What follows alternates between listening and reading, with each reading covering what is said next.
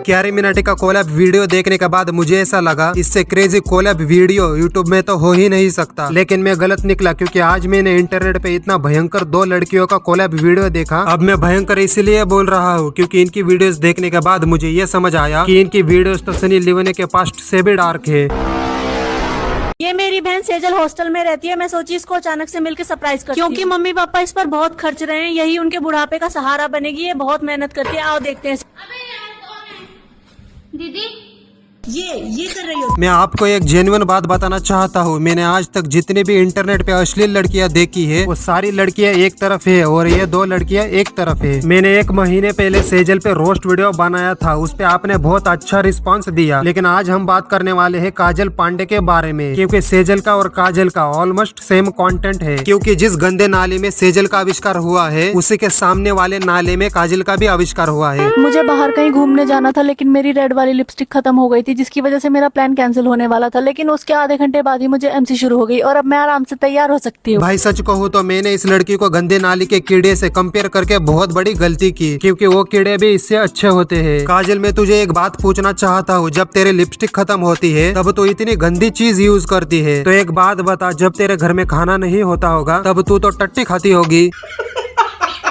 मेरे सब दोस्त कहते हैं मैं लड़कों जैसी दिखती हूँ, लेकिन मैंने ऐसी लड़कों वाली कौन सी हरकत कर दी जिसकी वजह से उन्हें मैं ऐसी लगती हूँ। वाह क्या बात है यार, तेरे दोस्त तो काफी समझदार निकले, क्योंकि उन्होंने तुझे बहुत जल्दी समझ लिया। लेकिन अब मेरी एक बात मान ले और उन दोस्तों से दूर रहे, वरना उनको अब ये भी समझ आएगा कि तू ऊपर से औरत है और नीचे से मर्द, और इसी को साफ साफ शुद्ध भाषा में कहते हैं सलवार में तलवार होना। सुबह सुबह मैं टहलने गई थी और मुझे ऐसा लगा जैसे झाड़ियों के पीछे कोई बैठा हुआ है। मैंने जब पास जाके देखने की कोशिश की तो वहाँ पर कोई भी नहीं था। लगता है कोई सांप अपनी केचुली छोड़ के गया है।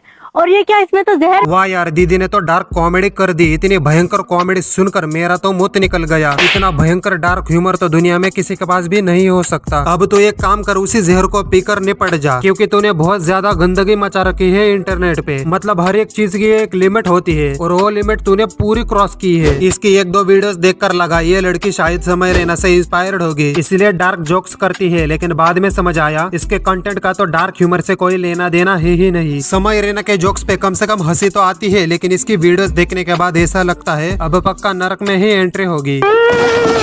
मेरी दोस्त खुद को बहुत यूजलेस समझती थी, क्योंकि वो अपनी दोनों हथेली एक एक्सीडेंट में खो चुकी थी, जिसे देख के मुझे बहुत दुख होता था और मैंने उसे मोटिवेट करके दिखाने की कोशिश की कि वो अभी भी बहुत काम की है। समझ रहे हो?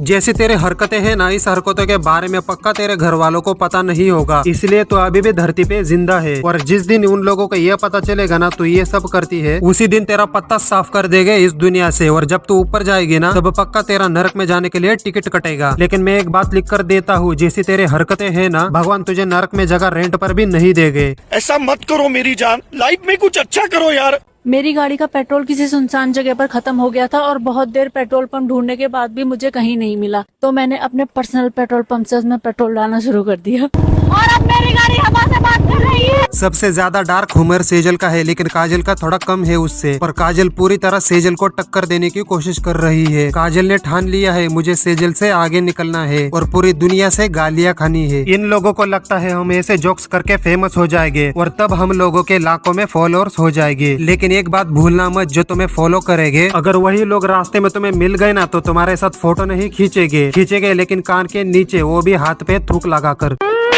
मैं कुछ दिन पहले अपने बॉयफ्रेंड से मिलने गई थी। उसके बाद से मेरी तबीयत बहुत खराब चल रही है। मैंने अपने दोस्त से पूछा तो उसने बताया कि मैं शायद प्रेग्नेंट हूँ। इसकी दुनिया ही अलग है। लड़कियों का आगे से पेट आता है और इसका पीछे से आ रहा है। इतनी हैवी कॉमेडी तो मैं नहीं सुन सकता, लेकिन बुरा तो मुझे उन 8 लाख लोगों के लिए लग रहा है। इतनी भी क्या मजबूरी थी जो तुमने इसे फॉलो किया है। इसे फॉलो करने वाले सब पापी है जो इसे फॉलो करते हैं, कॉमेंट्स करते हैं, लाइक करते हैं। और इसे भी यही चाहिए, कुछ भी करके बस वीडियो पे एंगेजमेंट आए। और जब ये और फेमस होगी तब वही लोग जिन्होंने इसे फॉलो किया है वो इसके कमेंट्स में लिखेंगे एजुकेशन इज स्कैम। अभी मैं गाली नहीं दे सकता। दोस्त की शादी से वापस आते टाइम मेरे साथ कुछ एबनॉर्मल हुआ तो मैंने उससे दूरी बनाने की सोची, लेकिन मैं हर तरफ से घिर गई थी और मेरे पास कोई दूसरा रास्ता भी नहीं बचा था।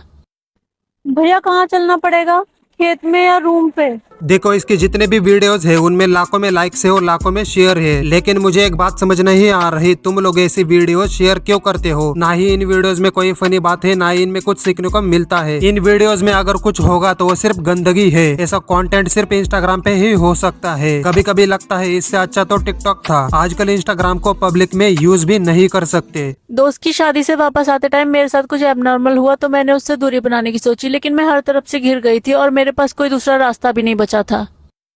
भैया कहाँ चलना पड़ेगा, खेत में या रूम पे? ये वीडियो तो बिल्कुल भी नॉर्मल नहीं है। कुछ वीडियोस है ऐसी जिन्हें हम इग्नोर कर सकते हैं, लेकिन ऐसी वीडियोस पे तो बिल्कुल सपोर्ट नहीं करना चाहिए। ऐसी वीडियोस को तुरंत रिपोर्ट करना चाहिए। एक तो हर दिन कोई न कोई ऐसा केस जरूर सामने निकल कर आता है जिसमें हर किसी लड़की के साथ कुछ गलत होता है। और अजीब तो मुझे इस बात का लग रहा है, एक लड़की होकर ऐसे जोक्स कैसे बना सकता है कोई? ऐसी वीडियोस बनाने से लोगों को और आइडिया मिलता है क्राइम करने के लिए। मेरा बॉयफ्रेंड आज मुझसे गुस्सा हो गया था क्योंकि मैंने खाने में नमक थोड़ा सा ज्यादा कर दिया था। उसने मुझे समझाया कि अगर अगली बार ऐसा हुआ तो वो घर में मौत का नंगा नाच करेगा।